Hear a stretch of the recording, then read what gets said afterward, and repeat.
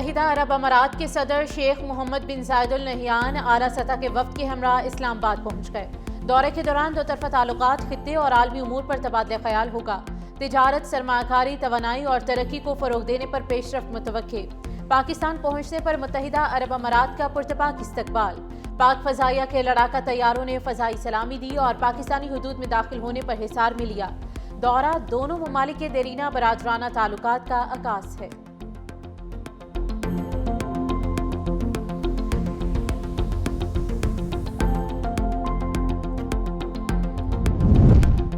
برطانیہ میں P T I کے مبینہ اشتعال انگیز اقدامات پر پاکستان کا اظہار تشویش۔ 23 دسمبر کی ویڈیو میں مظاہرین نے فیلڈ مارشل کے قتل کی دھمکیاں دی۔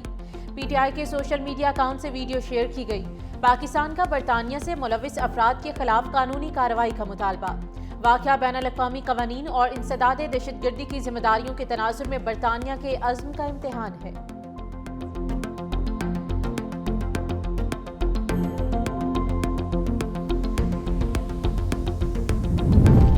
لاہور ہائی کورٹ کا کمیٹی کے ذریعے قبضہ حاصل کرنے والے شہری کو فوری قبضہ واپس کرنے کا حکم۔ پراپرٹی اونرشپ ایکٹ کے تحت کارروائیوں کے خلاف درخواست پر سماعت۔ پراپرٹی اونرشپ ایکٹ کے تحت قبضہ حاصل کرنے والا شہری بھی عدالت پہنچ گیا۔ چیف جسٹس عالیہ نیلم نے ریمارکس دیے کہ اگر عدالتی حکم کے بعد بھی کسی نے قبضے دلوائے تو نتائج کے لیے تیار رہے، کیوں نہ کمیٹی ممبران کے خلاف کارروائی شروع کریں۔ وکیل خود تسلیم کر رہا ہے کہ ڈی سیز نے اختیارات سے تجاوز کیا۔ اگر پٹواری ٹائم سے قائم کرتا ہے تو یہ معاملہ آتا ہی نہیں۔ جب سسٹم کو بائی پاس کریں گے تو پھر ایسے ہوگا۔ وکیل نے کہا کہ سسٹم سے انصاف نہیں ملے گا تو کہاں جائیں۔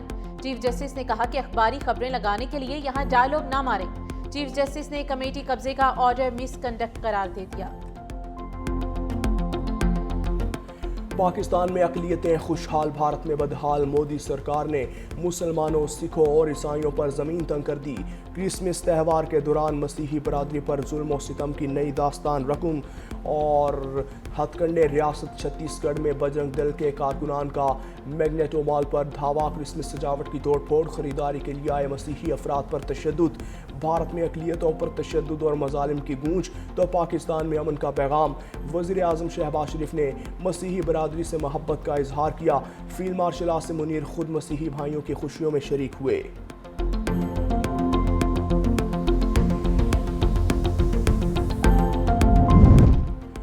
وزیر اعلیٰ خیبر پختونخوا سہیل آفریدی آج لاہور آئیں گے۔ وزیر اعلیٰ کے پی کے اعزاز میں دوپہر کے وقت پھیرا میں ظہرانہ دیا جائے گا۔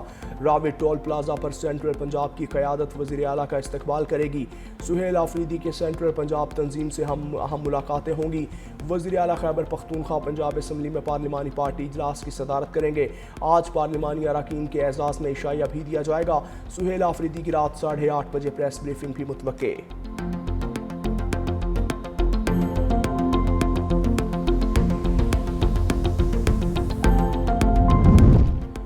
انسداد دہشت گردی، لاہور کی عدالت نے 9 مئی کے جلاؤ گھیراؤ کے 2 مقدمات کا تحریری فیصلہ جاری کر دیا۔ عدالت نے میاں محمود رشید کو مجموعی طور پر 33 سال قید اور 6 لاکھ روپے جرمانے کی سزا سنائی ہے، اور یاسمین راشد، عمر سرفراز چیمہ اور اعجاز چودھری کو 10 سال قید کی سزا۔ فیصلے کے مطابق ڈاکٹر یاسمین راشد، اعجاز اور عمر سرفراز سازش کی میٹنگ میں شامل تھے اور جرم ثابت ہونے پر 7 ملزمان کو قید کی سزا سنائی گئی۔ 23 ملزمان کو جرم ثابت نہ ہونے پر بری کر دیا۔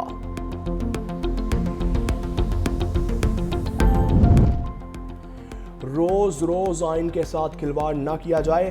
مولانا فضل الرحمان برہم، کہا قانون سازی میں بہت فرق ہے اور آئین میں بہت فرق ہے۔ پی ٹی آئی کو مذاکرات کی پیشکش کرنے کو مثبت سمجھتے ہیں، لیکن میرٹ پر قبضے ہوتے تو ملک میں مہنگائی اور استحصال نظام نہ ہوتا۔ ہم نے ہمیشہ آزادی اظہار حق کا ساتھ دیا۔ حق کے لیے احتجاج کرنا ہر کسی کا حق ہے۔ زمینی حقائق کو سامنے رکھ کر صوبوں کی تقسیم ہونی چاہیے۔ صدارتی نظام پاکستانی تاریخ میں ناکام ہو چکا۔ پی آئی اے کی نجکاری اچھی بات ہے مگر ہمارے کچھ خدشات ہیں۔ وزیر اعلیٰ سندھ مراد علی شاہ کہتے ہیں پی آئی اے کے ملازمین کے مفادات کا تحفظ ہونا چاہیے۔ اسٹیل مل سندھ کی زمین ہے اور یہ بھی سندھ کے پاس واپس ہی آئے گی۔ Karachi N E D university میں ٹیکنالوجی پارک بنا رہے ہیں۔ ٹریٹمنٹ پلانٹ 4 کے منصوبے پر کام شروع ہو چکا۔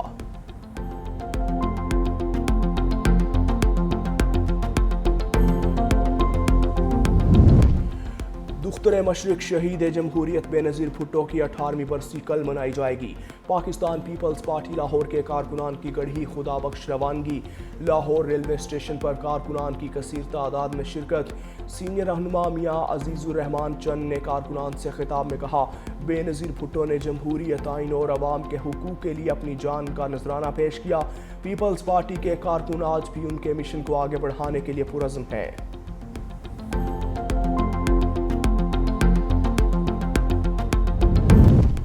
شورکوٹ میں مبینہ پولیس مقابلے، 2 ڈاکو مارے گئے۔ پولیس ذرائع کے مطابق پولیس ناکے پر موٹر سائیکل سواروں کو رکنے کا اشارہ کیا، جس پر ملزمان نے پولیس اہلکاروں پر فائرنگ کر دی۔ جوابی کارروائی کے دوران ملزمان کماد کی فصل میں پناہ لی۔ دونوں ملزم اپنے ہی ساتھیوں کی فائرنگ میں مارے گئے۔ ہلاک ڈاکوؤں کی شناخت طاہر جوتا اور جابر کے ناموں سے ہوئی۔ ڈاکوؤں کے 2 ساتھی فرار۔ ننکانہ صاحب میں مبینہ CCD پولیس مقابلہ، 1 منشیات فروش ہلاک، 2 فرار ہو گئے۔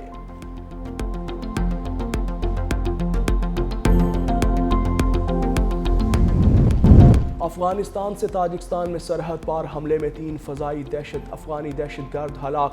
تاجکستان کی سیکیورٹی اتھارٹی نے بتایا کہ غیر قانونی طور پر حدود میں داخل ہونے والے مسلح افراد کو سرحدی سیکیورٹی آپریشن کے دوران مارا گیا۔ ہلاک دہشت گردوں سے M16 رائفل، کلاشنکوف، 3 پستول، 10 دستی بم، نائٹ ویژن ڈیوائس، دھماکہ خیز مواد اور دیگر سامان برآمد۔ تاجک حکام کے مطابق یہ 1 ماہ کے دوران افغانستان سے تاجکستان میں تیسرا مسلح دراندازی کا واقعہ ہے۔ سیکیورٹی کے ماہرین کے مطابق افغان طالبان کے زیر تسلط افغانستان اور مسلح گروہوں کی موجودگی پڑوسی ممالک کے لیے سنگین سلامتی خطرہ بن چکی۔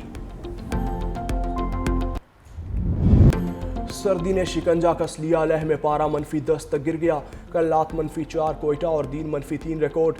مری 2، اسلام آباد 4، فیصل آباد 5 رہا، پشاور 6، لاہور 8 اور کراچی میں درجہ حرارت 12 ڈگری سینٹی گریڈ ریکارڈ۔ سردی بڑھنے کے باوجود فضائی معیار بہتر نہ ہو سکا، عالمی فہرست میں لاہور کا دوسرا نمبر۔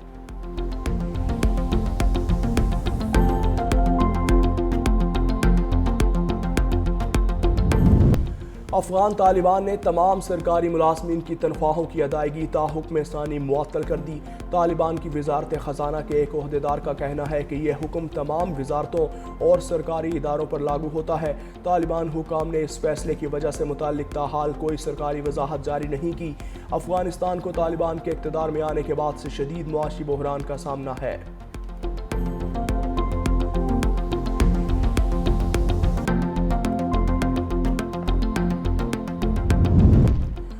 امریکہ کا نائجیریا میں داعش کے خلاف طاقتور حملہ۔ امریکی صدر ڈونلڈ ٹرمپ نے سوشل میڈیا پر جاری پیغام میں کہا، محکمہ جنگ نے انتہائی درست اور کامیاب حملے کیے۔ ان کا کہنا تھا کہ داعش اس علاقے میں مسیحیوں کو ایسے بے رحمی سے قتل کر رہی تھی جو صدیوں میں نہیں دیکھا۔ ٹرمپ نے سوشل میڈیا پر جاری پیغام میں خبردار کیا کہ اگر تشدد نہ رکا تو سخت نتائج ہوں گے۔ دوسری جانب نائجیریا کی حکومت کا کہنا ہے کہ مسلح گروہ ملک میں مسلم اور مسیحی دونوں برادریوں کو نشانہ بناتے ہیں۔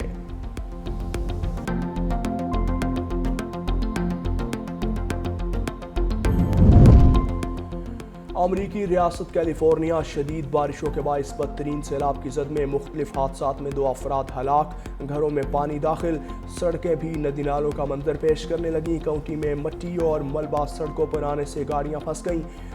چھتوں پر پھنسے لوگوں کو ہیلی کاپٹر کے ذریعے ریسکیو کیا، سینکڑوں لوگ محفوظ مقامات پر منتقل۔ حکام نے متعدد کاؤنٹیز میں ایمرجنسی نافذ کر دی۔ بارش اور سیلابی صورتحال کے باعث کرسمس پر 1,60,000 روپے سے زائد صارفین بجلی سے محروم۔